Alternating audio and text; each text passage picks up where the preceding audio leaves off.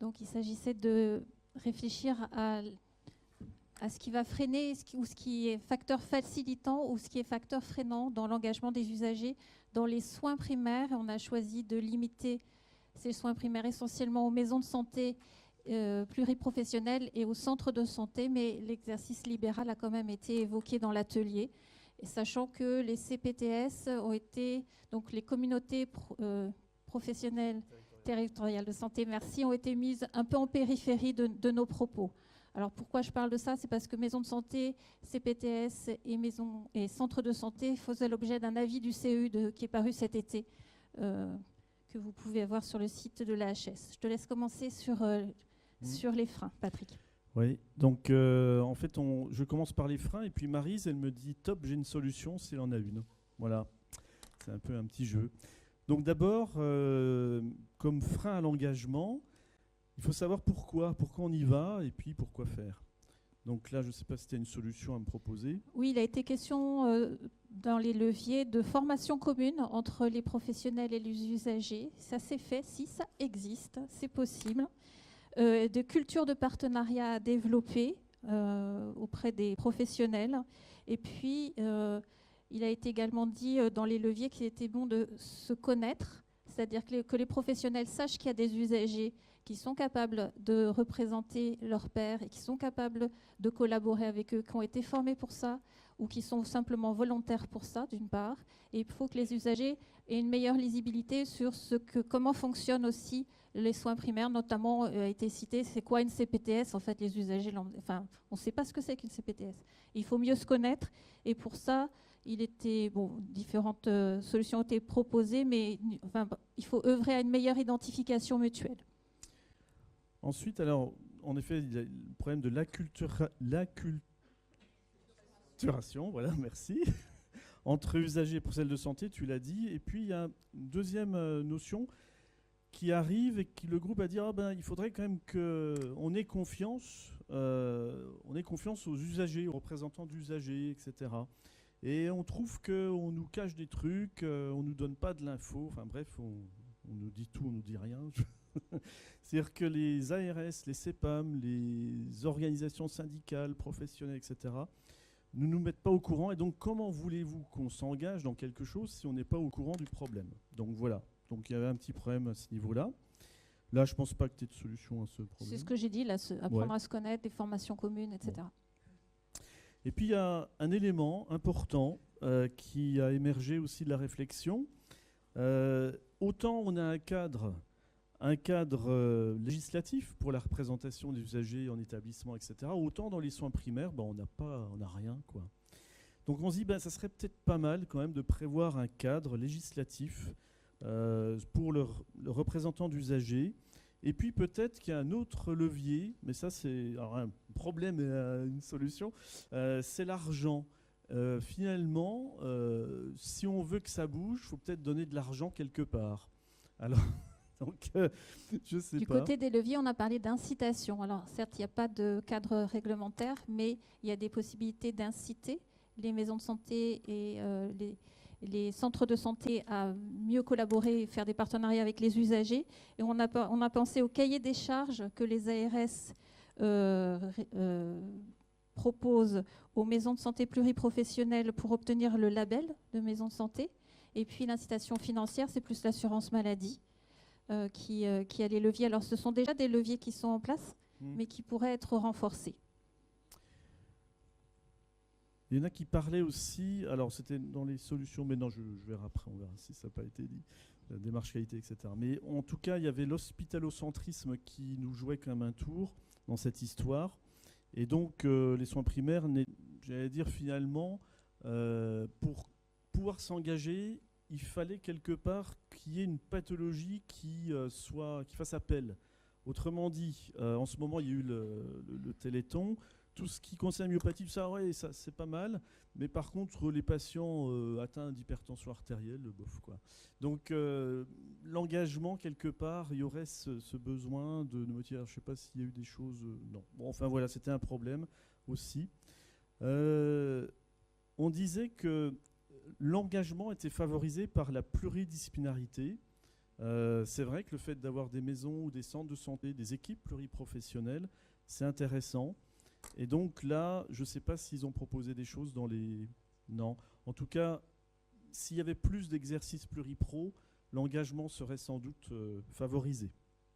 Bon, après, aux organisations qui s'en occupent de faire le job, quoi.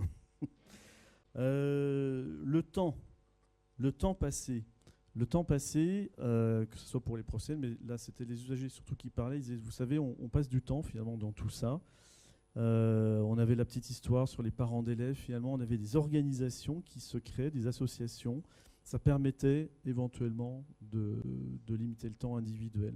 Je ne sais pas s'il y avait cette notion de temps dans les leviers. Bon, en tout cas, il y avait ce problème d'association qui pouvait éventuellement... Voilà. Pour les soins primaires, il y avait on avait relevé comme frein une carence en définition. C'est-à-dire que autant on a des représentants d'usagers qui sont formés pour négocier, pour défendre les droits, pour participer dans les conseils, etc., établissements, autant sur les soins primaires, c'est un petit peu je veux dire la carence. Tu as eu des choses de proposer ? On a parlé de recensement qui pourrait être fait par... les ARS ont été cités, ou France Asso Santé, de recensement des personnes qui sont engagées ou des actions qui seraient prometteuses. Il y a des choses qui se font. Il y a le guide de la HAS qui s'est fait. Puis beaucoup de gens disaient on n'est pas au courant. Puis pour trouver les trucs dans le site de la HAS, c'est un peu le bazar. Enfin bon, Profitez-en, la directrice de la communication n'est pas là. Justement, c'est dommage. Oui. Donc, je ne sais pas, est-ce qu'il y avait Non, pas de solution, à part peut-être si un travail de com, sans doute, et d'ergonomie du site, je ne sais pas. Mais en tout cas, il y a des choses à améliorer pour faire un peu diffuser ces travaux qui sont quand même assez importants. D'ailleurs, dans la même veine... mais ça rejoint un peu ce que tu disais ce matin, Christian. Trop de dénominations, c'est le bazar. Qui fait quoi ? On ne comprend plus rien. Patient, bidule, expert en tout genre, père, aidant, rien.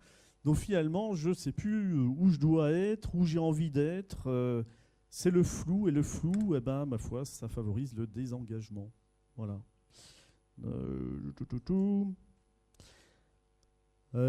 Qu'est-ce qu'on avait d'autre ? Bon, après, il y avait des détails, mais qui ont leur importance.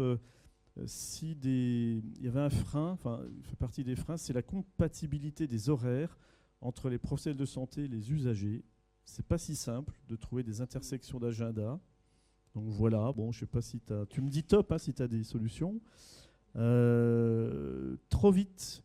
La notion de on a des idées, on va vite ensemble, ouais, c'est génial. Et puis en fait, on ne prend pas le temps de poser le cadre. Donc le fait d'être pressé d'arriver peut nous jouer des tours. Et donc après, ça peut décevoir et donc désengager. Voilà, en gros, j'ai dû sûrement oublier des choses. Alors moi, du côté des leviers, il y a des choses que je peux ajouter, qui étaient très importantes. C'était l'intérêt d'avoir des structures d'appui qui viennent aider les professionnels dans les maisons ou les centres de santé. On a cité les IREPS, Instances régionales d'éducation pour la santé, les structures, les SRA, les structures régionales d'appui avec santé et leur délégation et leur fédération régionale. Donc d'autres structures d'appui existent, mais ça a été souligné comme un levier important. De même que de créer, pourquoi pas, des communautés de pratique, c'est-à-dire qu'on a parlé de transfert de connaissances, d'essaimage, c'est-à-dire créer des communautés de pratique. C'est-à-dire ceux qui font déjà ont tellement à apporter à ceux qui ne font pas encore, entre professionnels. Et cet effet de boule de neige aussi a été cité, c'est-à-dire qu'une fois qu'on a commencé à faire du partenariat avec les usagers, après on le refait plus facilement et plus facilement. Donc dans une même structure, avoir déjà commencé sur quelque chose de modeste, ça permet ensuite, ça incite à faire plus et plus grand.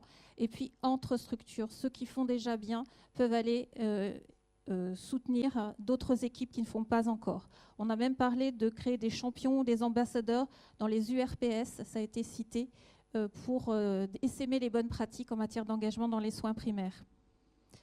Voilà, qu'est-ce que j'ai... Non, c'était l'idée essentielle que je voulais ajouter par rapport à ce que tu as dit. Alors il y a un truc, mais tu as donné déjà la solution, c'était l'absence de prise de conscience des professionnels de santé de ce que peut apporter un représentant d'usagers. Souvent, c'est perçu, on a tous connu l'hôpital, et on a tous vu des représentants d'usagers se bagarrer, être mordants par moment, des fois peut-être un peu beaucoup, mais pourquoi pas, il le faut. Et beaucoup de professionnels de santé finalement ont peur de représentants d'usagers, ont peur que ça le dérange, ont peur que ça lui remue un peu tout le bazar, peur peut-être de perdre quelque part la gouvernance aussi, je ne sais pas. En tout cas, on a dit dans le groupe que le représentant d'usager, ce n'était pas simplement ça, c'était aussi quelqu'un qui pouvait être le porte-parole d'une équipe, puisqu'il peut faire partie aussi de l'équipe, au final, et donc défendre Biftech par rapport à des institutions, à des élus locaux, etc., etc. Donc ça, c'est une notion intéressante qu'il faudrait peut-être faire connaître. Et puis aller jusqu'aux patients partenaires, en tout cas collaborateurs à des niveaux de participation assez élevés. Enfin bref, il y a tout un monde à connaître pour les professionnels de santé. Mais tu as déjà donné les solutions, l'accompagnement, voilà. Merci. Merci beaucoup à tous les deux.